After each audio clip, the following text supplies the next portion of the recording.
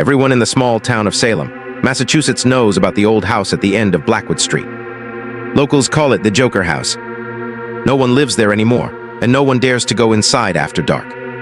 But the strange part is, this house was never owned by a clown. Years ago, a quiet family lived there with their young son named Ethan. Ethan loved only one thing in the world: Joker toys.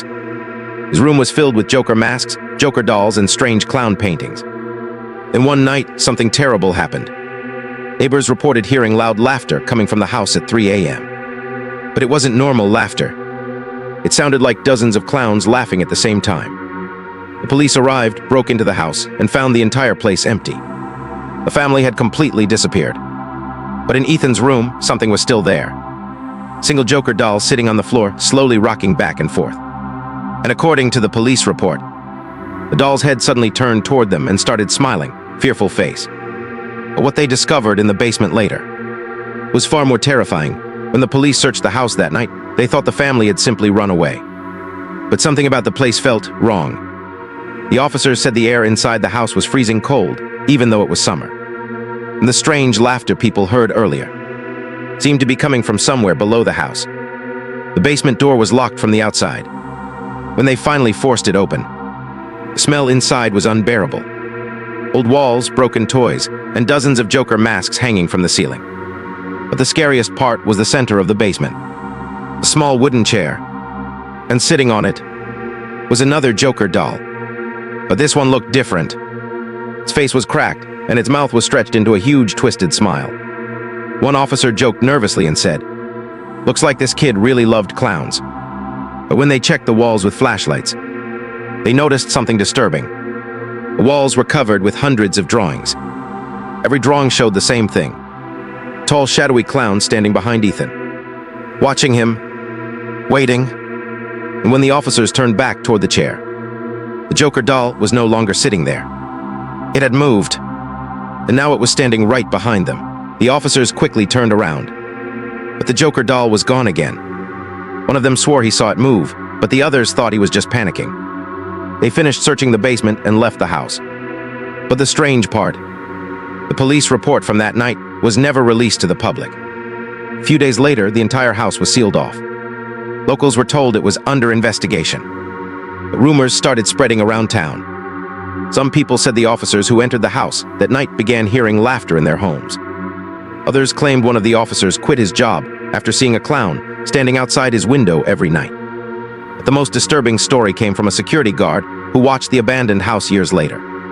He said every night around 3:03 a.m., the lights inside the house flicker on for a few seconds. And if you look closely at the second floor window, you can see a tall figure wearing a Joker mask, slowly waving at the street.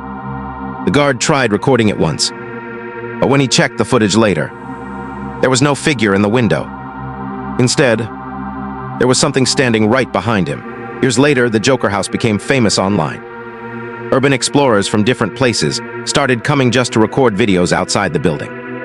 Most of them never dared to go inside. But one night, a YouTuber named Marcus Hale decided to do something different. He wanted to be the first person to spend the entire night inside the Joker house. At exactly 2:45 a.m., Marcus walked through the broken front door with his camera rolling. The house was completely silent. Dust covered the floor, old furniture was broken, and the walls were covered with strange drawings of clowns. Marcus laughed nervously and said, "People say this place is haunted, but honestly it just feels abandoned." But as he walked upstairs, his camera suddenly picked up a sound. A quiet giggle. Marcus froze. At first he thought it was just the wind. Then the giggle came again, this time right behind him. Marcus slowly turned around with his flashlight. The hallway was empty, but something had changed.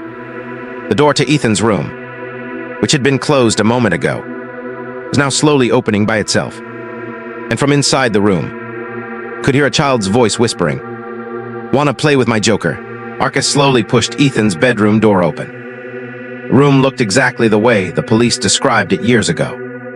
Broken toys on the floor, old Joker masks hanging on the walls, and in the middle of the room, the same Joker doll sitting on a small chair. Marcus whispered to the camera, "All right, this must be the doll everyone talks about." He walked closer and pointed his flashlight at it. For a moment, nothing happened. Then suddenly, the camera picked up something strange. Behind Marcus on the wall, a shadow slowly appeared. But it wasn't Marcus's shadow. It had a tall head and a long, twisted smile. Marcus didn't notice. He reached out and picked up the Joker doll. The moment he touched it, the camera audio recorded something terrifying. A deep whisper right next to the microphone. "You finally came back to play." Marcus froze. A flashlight started shaking in his hand. And then the camera suddenly dropped to the floor. The last thing the recording captured was Marcus slowly turning around, staring at something behind him. And right before the video ended, a tall clown figure stepped into the frame and waved at the camera. Marcus was never seen again. People who visit the Joker house today say that sometimes, if you look at the second floor window, you can see two figures standing there now.